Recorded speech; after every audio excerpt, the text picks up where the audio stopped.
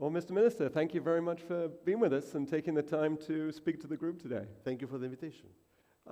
It's a real pleasure. I think we're going to touch on a few issues in your bailiwick, in the Department of Environment and Energy. But as we heard from Special Envoy Volz yesterday, energy is everything. And obviously a completely critical element of defense, not just for the Hellenic Republic, but for the rest of the world as well. And something that we've clearly noticed in the newspapers, and I'm sure in your daily life over the last few weeks. Sure. And so I'd like to start with an issue that I believe is near and dear to your heart, which is the vertical corridor. And we're on the eve of a June meeting in Washington with the E3+1 to discuss next steps. And we'd love to hear about what you expect from this meeting. And in particular, what obstacles do you see, perhaps from Greece's neighbors, and what do you expect to accomplish or hope to accomplish in June? Well, first of all, thank you for the invitation. In relation to the 3+1, I think we're moving into formalizing a cooperation between the United States, Cyprus, Greece, and Israel in order to broaden the cooperation on energy, AI, and create, let's say, a culture of working together and in effect marginalizing unilateral or, if I even call, extremist actions. So it is clear that the East Med is now becoming an area of significant interest with the situation in the Middle East. And I believe the three countries in the US have realized the importance of working together, because this part, the East Med, is an integral link if we want to see India and India commerce coming into the West. So the normalization and the progress of the East Med is of paramount importance. And when I say progress, I mean progress and for the entire region.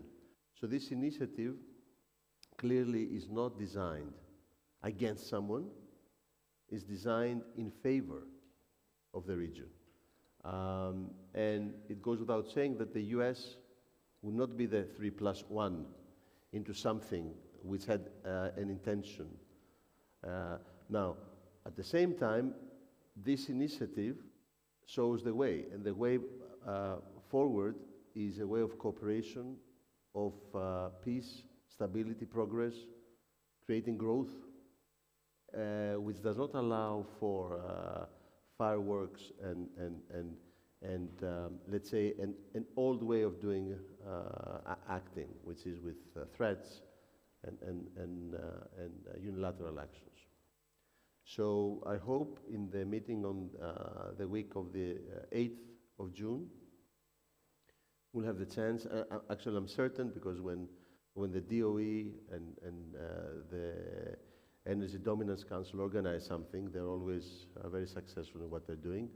I'm sure that this meeting, which is the second after the one we had in Pitek, would result in something more concrete and more permanent, which will formalize this platform as a platform of cooperation between the three countries and the US. Now, when it comes to the vertical corridor, I think a lot of significant hurdles have been overpassed, namely the regulatory uncertainty, by having contracts that they had to be a duration of a month. Now the TSOs and the European Commission had agreed that we have monthly, quarterly, and annual duration contracts. At the same time, the pricing has become more competitive. I think what remains uncertain is to the extent that the EU will enforce the total phasing out of the Russian gas. I think if one reads the market, I think the market is not certain whether or not this would be totally implemented. Hence, you don't see this activity being a superactive, having a superactive dimension. If you remember, in the 2020, 2021, there was a 45% of Europe's natural gas was coming from Russia, 155 BCM. Now, 2024, 2005, we're down to 15%, 45. So it's 110 BCM less. But still, this amount, the market shows that there's no certainty that it will have to be fully replaced. So I think that's a critical, how committed, which I think they are, the Commission is in enforcing the phasing out, in making sure that, for example, from Turk Stream, there is no Russian gas renamed entering the Southeast Europe. I think when there is absolute, because there are discussions, maybe we should revisit this issue, maybe this leader or this ex-leader should be a bridge. So this creates, so for a country or some of the stakeholders, this create an ambivalence of whether or not a wait-and-see approach to an extent. So now that we have resolved the regulatory uncertainty, I think now we're and we have created products of a duration that is market-friendly, because the monthly contract was an exception. It was not. You cannot base a long-term contract in this fragile duration of the contract. I think now that the regulatory uncertainty is out, it's time for the stakeholders to see how effective the restriction of the Russian gas will be in the coming months. Yeah.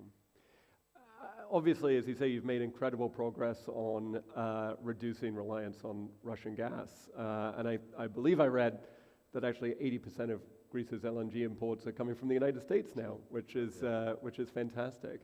What is it? Why is it that Greece is a leader in this field compared to other European countries? What do you feel that they're not doing that you would like them to do to catch up to your progress here? I think Greece realized early on the importance of natural gas, and this is not something that has happened the last 12 months. Prime Minister Mitsotakis invested heavily in the infrastructure when he came to power in 2019. At that time, we were investing in the infrastructure around 400 million per year. Now it's up to 1.5, 1.6. So it's like we're 1.6 billion. So we understood early on, actually the Prime Minister understood early on, that the natural gas is here to stay at a period where the mantra was that we are totally out of the hydrocarbons. We invested in the infrastructure. So now we have the infra that allows the US LNG, or in the near future, the LNG coming from Aphrodite, from Cyprus, or from other destinations, to be sourced to the Southeast Europe. So at the time that most member states were distancing themselves from natural gas, I think Greece at that time invested in the infrastructure. We have the FSRU in Alexandroupolis. We have the compressor stations in Abelias and Larissa. There's a lot of infrastructure that allows.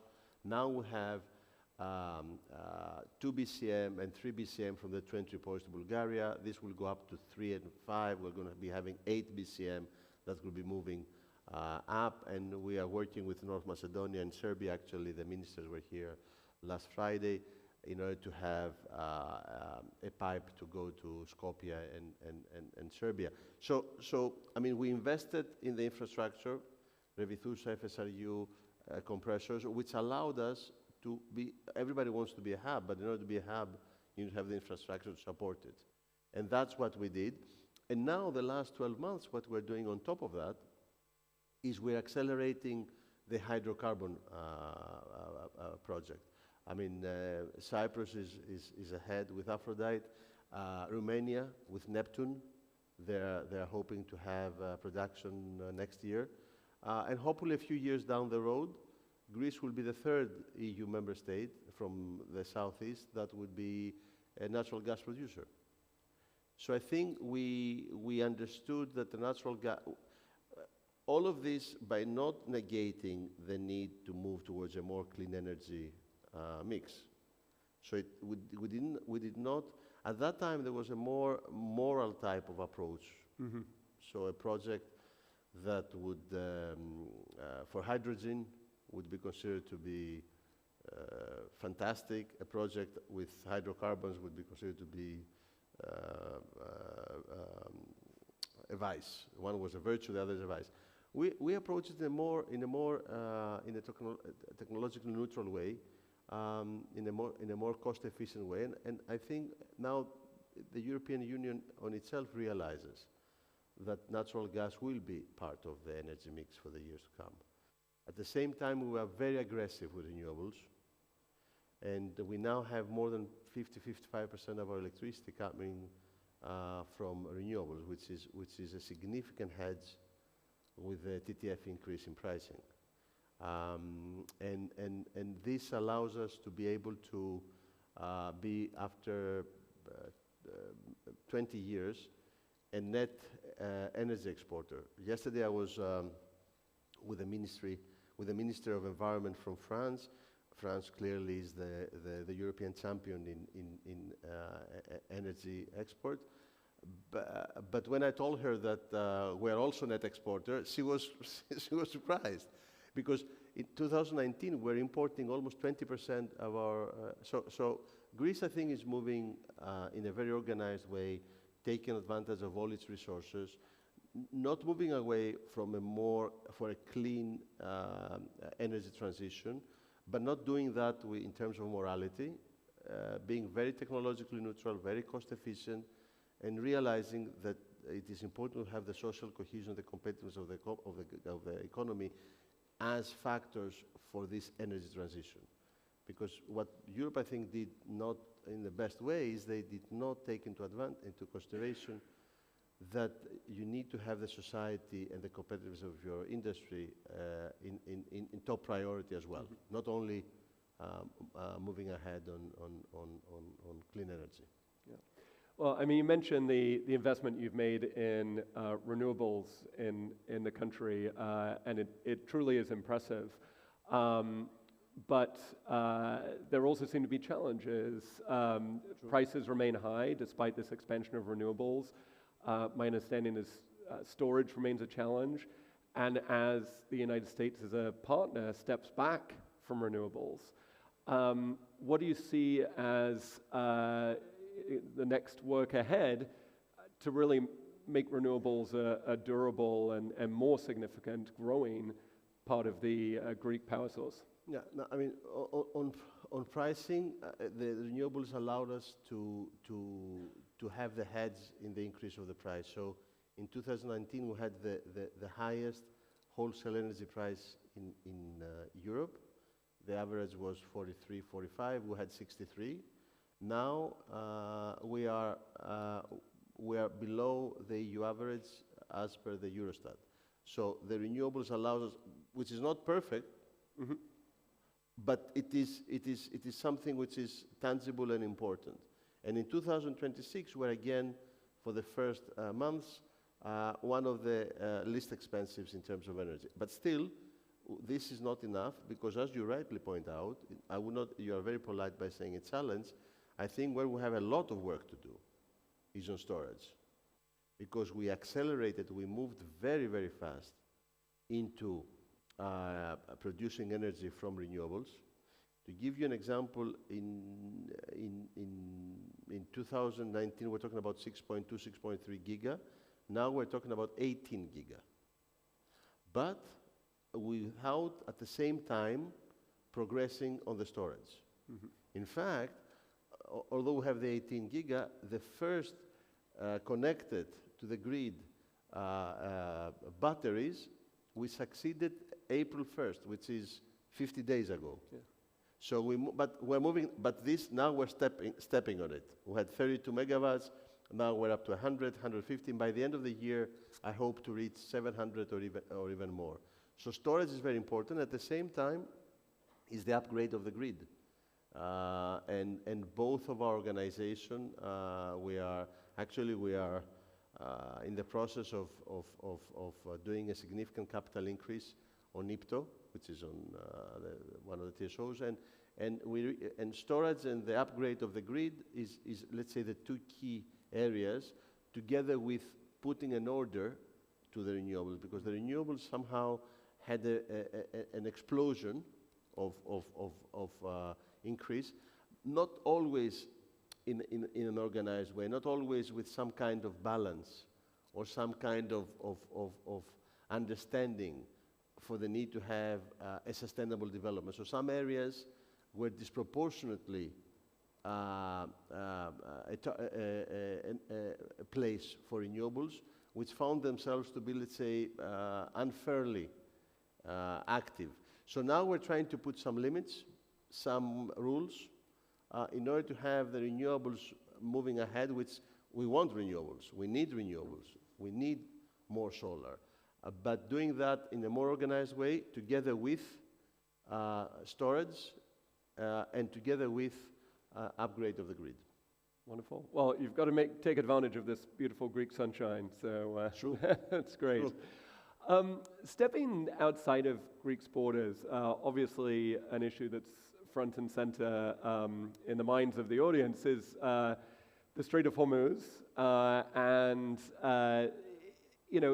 read that 16% of the vessels that have transited the strait since the war began have been Greek. Obviously we are an interconnected global energy supply, and what's happening to supplies in Europe affects prices in the United States and vice versa. But what do you think we can learn from your government in navigating what has become an incredibly difficult challenge for the entire world? I think the message, not for Greece, but for everyone after the conflict in the Middle East, is how important is diversification. How important is to have diversified sources, diversified routes, not to heavily rely on an area, but to be able to rely on many different areas. And for Greece, the lesson is the more you can rely on your own, the more you can rely on your own energy resources, the more energy independent you can be, the more you control your destiny and your future. The more you are dependent to others, then the less strong you are and the more dependent you are. So I think that's a very strong message to everyone. And at the same time, I think it also, if I may say, upgrades the importance of cooperation like the 3+1 or the IMEC initiative to create corridors of peace and prosperity, corridors of countries that are working together with a lex mercatoria approach, that they understand that there is a significant upside of working together. The vertical corridor, for example, is such an example where the 5 countries realize that instead of trying to convince each one that the product should pass the national borders and follow the national regulation and have the national tariffs, you make it a lot more attractive if you have one product that transcends all 5. And the same thing, I think, with the 3+1 and the IMEC. I think the crisis shows the importance of strengthening and deepening the cooperation of member states that believe in peace and prosperity.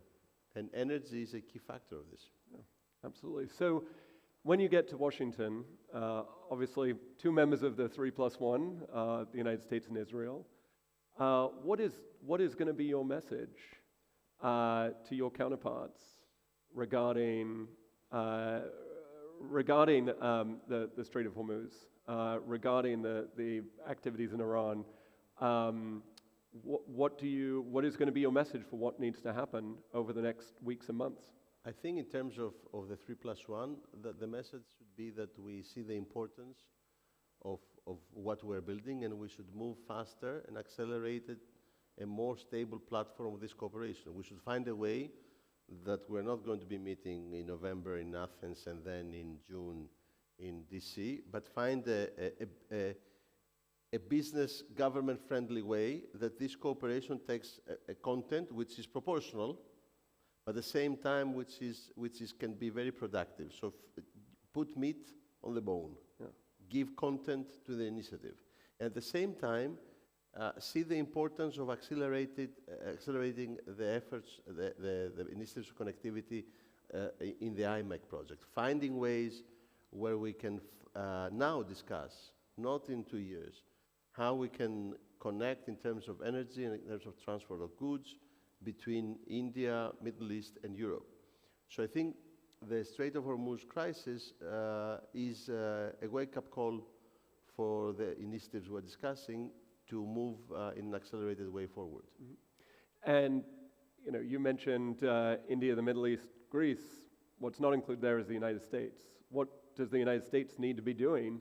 What do you want from the United States to really move this project forward? I think the U.S.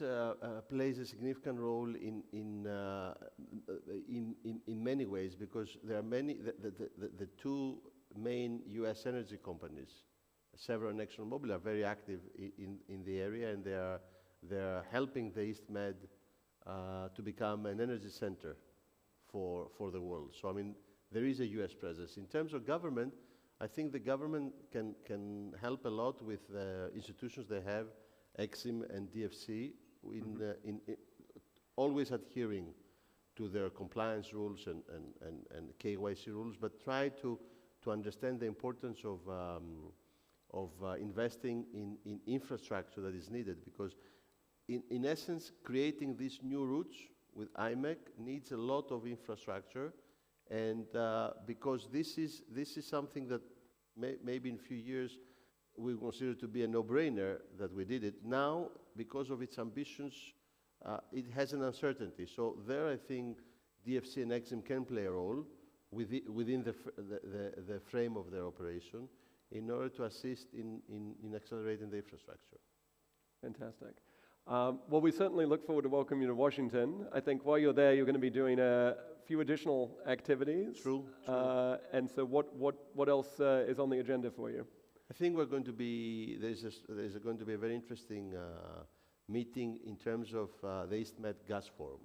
The East Med Gas Forum is another initiative like the 3+1, where the US, Greece, Egypt, Jordan, Israel, again, another configuration which understands the advantage of working together in areas of energy. So Greece is chairing this initiative right now, and together with the General Director and Chris Wright, the Secretary of Energy from the US, we are planning to have a meeting of the East Med Gas Forum on the 8th of June in order to reactivate this initiative. So I'm looking forward to it. Fantastic. Well, we look forward to seeing you there in a few weeks. Same here. Wonderful. Well, Mr. Minister, thank you very much for taking the time. It was a real pleasure to have you join us today. Thank you. Thank you. Thanks very much.